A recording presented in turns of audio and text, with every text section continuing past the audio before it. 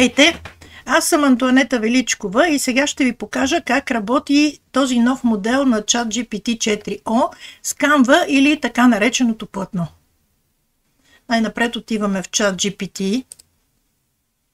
Нещо съвършенно ново. А това е, както виждате, полето, в което ние пишехме нашите подсказки. Тук можете да прикачите файлове. Например, може да прикачите някаква картина или рисунка или някакъв надпис, който не можете да си преведете или не можете да разчетете, който ChatGPT ще ви разчете. Изключително добър инструмент. Следващото е преглед на инструментите. И това е, че като кликнете върху него, имате, това е на безплатната версия. Значи вече на безплатната версия вие спокойно можете да си създавате картинки.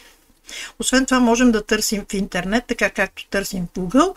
И това, с което ще се занимаваме днес основно, е съчини или сътрудничеството с ChatGPT при писане на код. Но ние днес с вас ще пишем нещо съвършенно различно, а това е текст. Кликаме върху съчини и можем да напишем нещо. Аз реших, че ще напиша нещо много лесно, за да може да бъде достъпно за по-голяма част от вас. И то ще бъде съчини приказка за зимата. Съчини приказка за зимата. След това не ни остава нищо друго, или да кликнем върху тази стрелкичка, или да натиснем Enter от клавиатурата. Както виждате, ChatGPT започва да ни създава платно или така наречената Canva и започва да ни изписва приказка, някаква приказка за зимата. В една далечна страна, скрита сред високите планини, царувала зимата. Тя била кралица на всички снежинки, ледени висулки, студени и така нататък и така нататък. Няма да я чета сега цялата, за да не губим време. Ще изчакаме ChatGPT да я напише. Преглеждаме цялата приказка и виждаме, че тя не е много дълга, а ако ние искаме да направим някакви редакции, то това е най-интересното, можем да работим директно ето тук върху платното. В една далечна страна, тук можем да напишем така наречена Зимландия. До сега ние не сме могли да правим редакция, когато работим с ChatGPT. Тук можем спокойно да правим абсолютно всякакви редакции, така както се прави в Word, например. Кликаме, показва се курсора и вече добавяме или пък съответно можем да отнемем от някакъв текст. Това е, което на нас ни се иска. Ако това не ни харесва, искаме да го върнем в предишната версия, ето тук с тази стрелкичка, щракаме върху нея и възстановяване на тази версия. Вече всичко е така, както си е било до сега. До тук с тези инструменти. Най-интересният е ето този инструмент тук, който ни казва предложи редакции.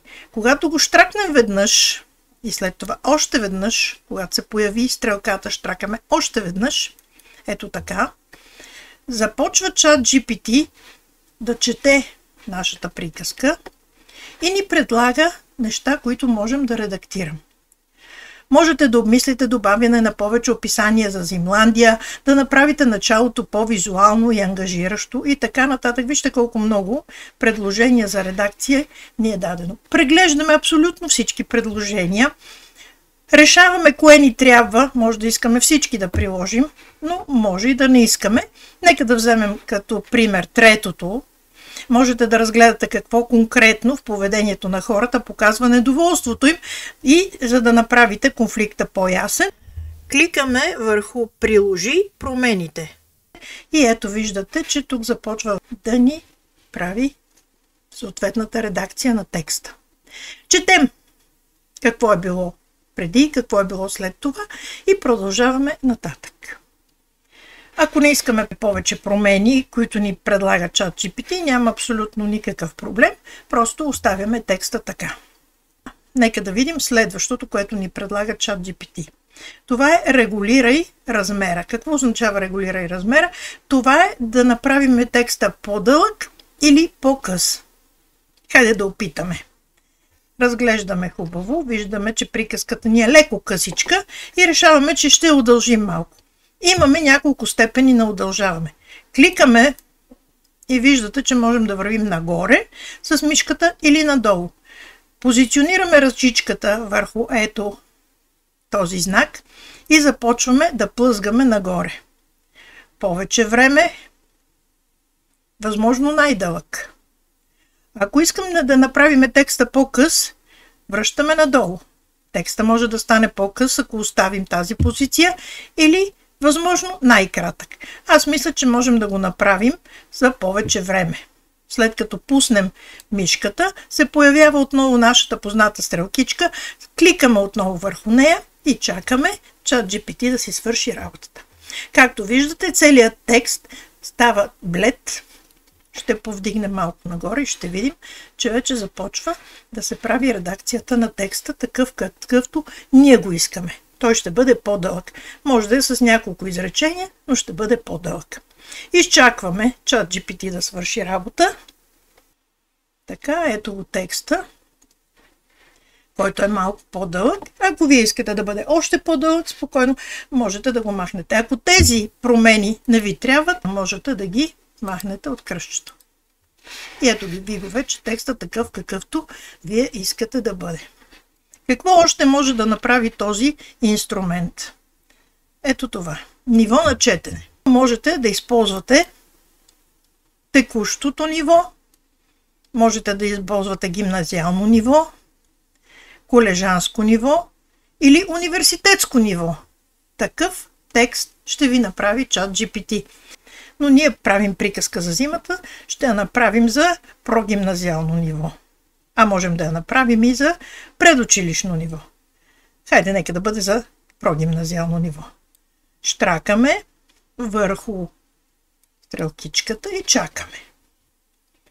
В една далечна страна, наречена Зимландия, заобиколена от високи планини и блестящи снежни върхове, живеела зимата.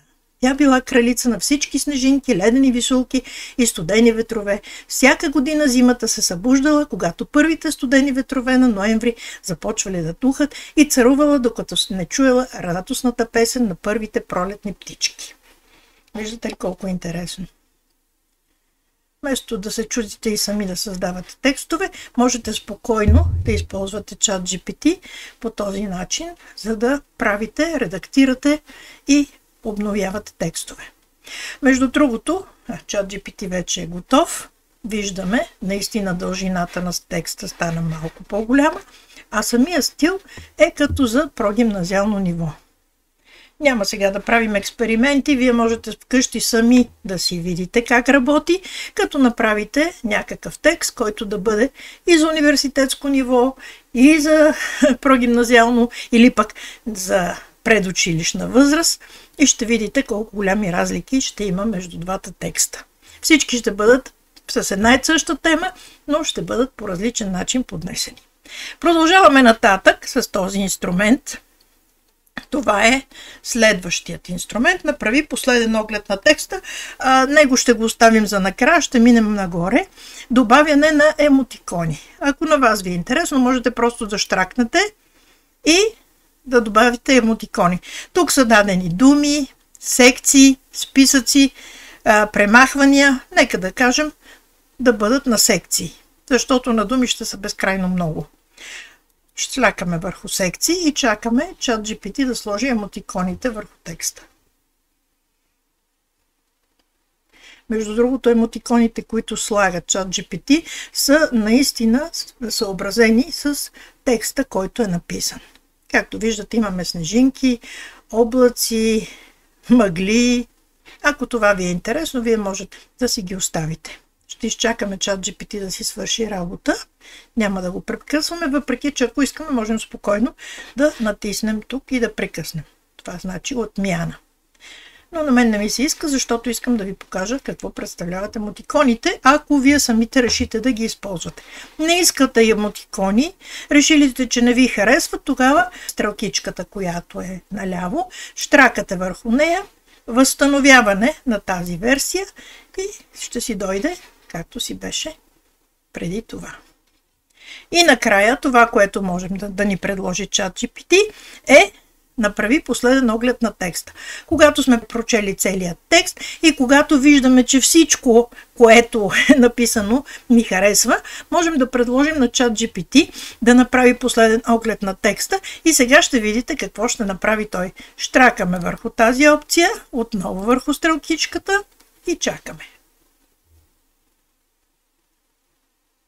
Както виждате, първото нещо, което направи, е да сложи заглавие.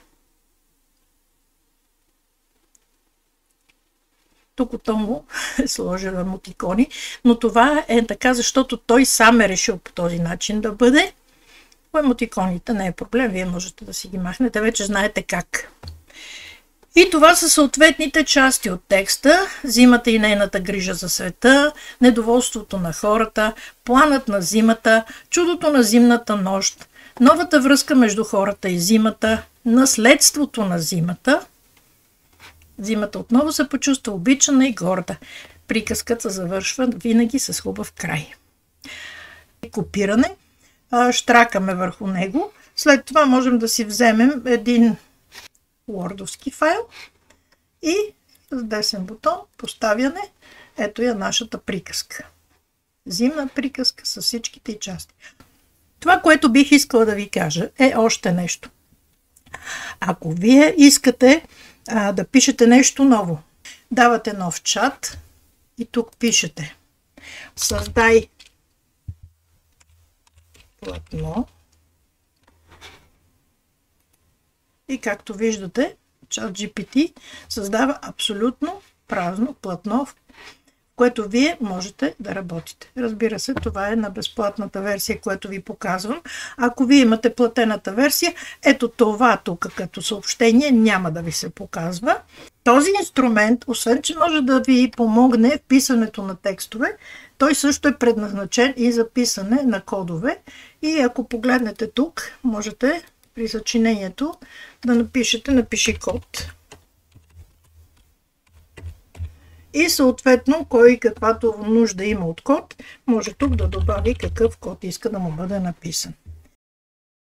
Трябва да ви кажа, че до съвсем скоро безплатната версия това не можеше да се случи, така че благодарим на OpenAI за това, което са ни създали и за този голям помощник, който ще ни върши работа за напред.